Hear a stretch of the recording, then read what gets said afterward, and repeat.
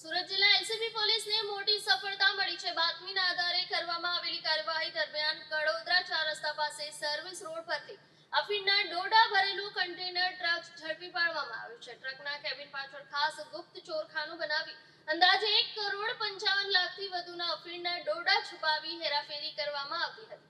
પોલીસે ટ્રક ચાલક શ્રવણકુમાર બિશ્નોઈ અને ક્લીનર વિક્રમ ઓમપ્રકાશજી ગોધરાની ધરપકડ કરી છે। સુરત જિલ્લા એલસીબી પોલીસને મોટી સફળતા હાથ લાગી છે। બાતમીના આધારે એલસીબી ટીમે કડોદરા 4 રસ્તા નજીક સર્વિસ રોડ પર વોચ ગોઠવી કાર્યવાહી હાથ ધરી હતી। આ દરમિયાન એક શંકાસ્પદ કન્ટેનર ટ્રકને રોકી તપાસ કરતા મોટો ખુલાસો થયો હતો। આ તપાસ દરમિયાન જાણવા મળ્યું છે કે ટ્રકના કેબિન પાછળ ખાસ બનાવેલ ગુપ્ત ચોરખાનામાં અફીણના ડોડાનો જથ્થો છુપાવવામાં આવ્યો હતો। ખૂબ ચાલાકીથી તૈયાર કરાયેલા ચોરખાનામાંથી અંદાજે 1,55 લાખ રૂપિયાથી વધુના અફીણના ડોડા મળી આવ્યા હતા। એલસીબી પોલીસે ટ્રક ચાલક શ્રવણકુમાર બિશ્નોઈ અને ક્લીનર વિક્રમ ઓમપ્રકાશજી ગોધરાને સ્થળ પરથી ઝડપી પાડ્યા હતા। પ્રાથમિક પૂછપરછ દરમિયાન આ જથ્થો ગેરકાયદેસર રીતે એક સ્થળેથી બીજા સ્થળે પહોંચાડવામાં આવતો હોવાનો ખુલાસો થયો છે। પોલીસ તપાસમાં વધુમાં જાણવા મળ્યું છે કે અફીણના ડોડાનો જથ્થો મંગાવનાર વિકાસ બિશ્નોઈ અને જથ્થો સપ્લાય કરનાર વિકાસ બાબુરામ બિશ્નોઈ ફરાર છે। બંને આરોપીઓને પોલીસે વોન્ટેડ જાહેર કર્યા છે અને તેમની શોધખોળ તેજ કરવામાં આવી છે। આ કાર્યવાહી દરમિયાન પોલીસે અફીણના ડોડા, કન્ટેનર ટ્રક સહિત કુલ 1.75 કરોડથી વધુનો મુદ્દા માલ કબજે કર્યો છે। સુરત જિલ્લા એલસીબી દ્વારા કરવામાં આવેલી આ કાર્યવાહી નશીલા પદાર્થોની હેરાફેરી સામે એક મોટી સફળતા માનવામાં આવી રહી છે। પોલીસે આ સમગ્ર મામલે વધુ તપાસ હાથ ધરી છે અને આ નેટવર્કમાં જોડાયેલા અન્ય લોકો સુધી પહોંચવા પ્રયાસો તેજ કર્યા છે।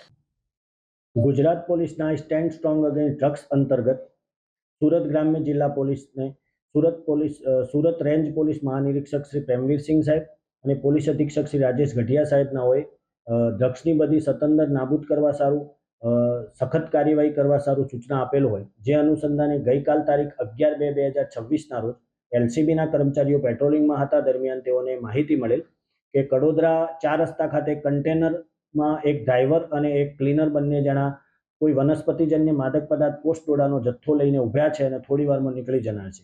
જે આધારે એલસીબીના હેડ કોન્સ્ટેબલ ચિરાગભાઈ અને અમરેતજીએ તાત્કાલિક ત્યાં પહોંચી જઈને પકડી લીધેલ અને એલસીબી કચેરી ખાતે જાણ કરતા એલસીબીના પોલીસ ઇન્સ્પેક્ટર શ્રી એમ.જે. રાઠોડ અને એલસીબીની ટીમે સરકારી પંચોને બોલાવી પ્રાથમિક કાર્યવાહી કરીને અહીંથી કડોદરા 4 રસ્તા જઈ જે તે સ્થિતિમાં કન્ટેનરના ડ્રાઈવર અને ક્લીનરને પકડેલા હોય, જે લોકોને પકડી અને પૂછપરછ કરતા પ્રથમ તો તેઓએ ગલ્લા તલ્લા કરતા હતા, પરંતુ ત્યારબાદ તેમને સાથે રાખી કન્ટેનરમાં પાછળના ભાગે ચેક કરતા પાછળનો ભાગ એકદમ ખાલી મળી આવેલ। ત્યારબાદ કન્ટેનરનું કેબિન ચેક કરતા ડ્રાઈવરના કેબિનમાંથી કોઈ વસ્તુ મળી આવેલ નહીં, પણ ડ્રાઈવર સીટના પાછળના ભાગે એક ગુપ્ત ખાનું બનાવેલું હતું કન્ટેનરના અને ડ્રાઈવરના કેબિનના વચ્ચે, જે ગુપ્ત ખાનું લગભગ 8 ફૂટ જેટલું હાઈટ ધરાવતું હતું, 7 ફૂટ પહોળું અને 4 ફૂટ લાંબુ। આ ગુપ્ત ખાનામાં તેઓએ વનસ્પતિજન્ય માદક પદાર્થ પોસ્ટ ડોડાનો જથ્થો ભરી રાખેલ હતો। જે પોસ્ટ ડોડાનો જથ્થાને બહાર કાઢી ગણી જોતા ટોટલ 80 મીણિયાની કોથળીઓમાં પોસ્ટ ડોડાનો જથ્થો ભરેલ હતો, જેને એફએસએલ અધિકારી મારફતે ચકાસણી કરાવતા એમાં માદક પદાર્થ હોવાનું પુષ્ટિ થયેલ। ત્યારબાદ તેનું વજન કરતા 1034.435 કિલોગ્રામ માદક પદાર્થ પોસ્ટ ડોડાનો જથ્થો મળી આવ્યો, જેની કિંમત 1,55,16,000 થાય છે।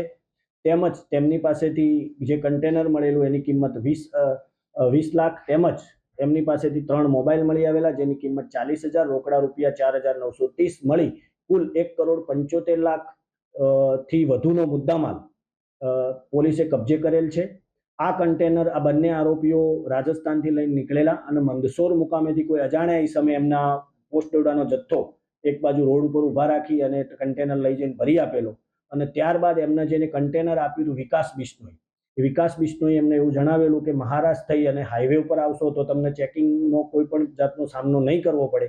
એકબીજાના મેળાપીપણામાં વનસ્પતિજન્ય પોસ્ટ ડોડાનો જથ્થો લઈ જતા હતા। આંતરરાજ્ય રેકેટનો એલસીબીએ પર્દાફાશ કરેલ છે અને આગળની તપાસ એસઓજી પીઆઈ સુરત ગ્રામ્યનાઓ સંભાળી રહ્યા છે।